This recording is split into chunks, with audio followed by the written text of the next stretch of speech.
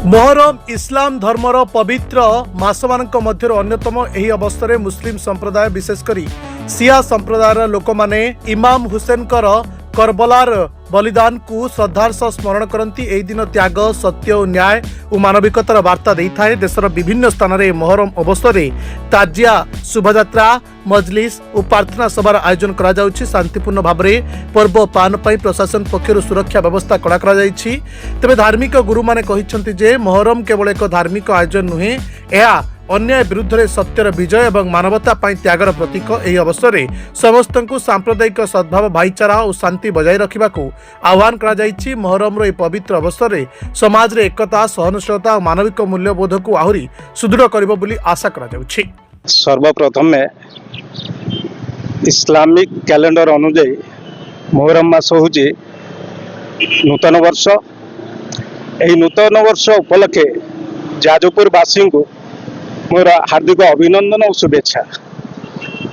मोहरम पर्व जार तात्पर्य हूँ यह एक त्याग और बलिदान पर्व। आमर हजरत मोहम्मद सल्लल्लाहु अलैहि वसल्लम कर नाती होचंती इमाम हुसैन। तांको परिवार सहित से निजे एक रणक्षेत्र को जाइतिले लड़ाई करने। शत्रु पक्ष होचंती एजिद एवं तांकर अनुगामी माने। आमर जो मोहरम मासर दशम दिन, से दशम दिन को यूमे आशुरा बोली कहूँ। यही दिन आपणकर से युद्ध क्षेत्र में इमाम हुसैन एवं तांको परिवार शहीद होते।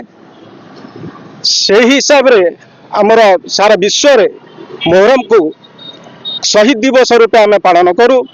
जहाँ आज जाजपुर रे मध्य मोहरम पर्व पालन करा जाइछि।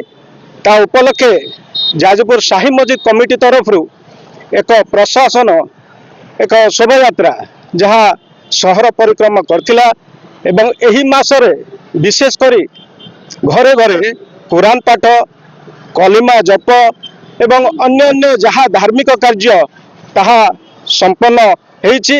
आज जहाँ जाजपुर मोहरम पर्व शांति श्रृंखला भाव में पालन करा जाइछि।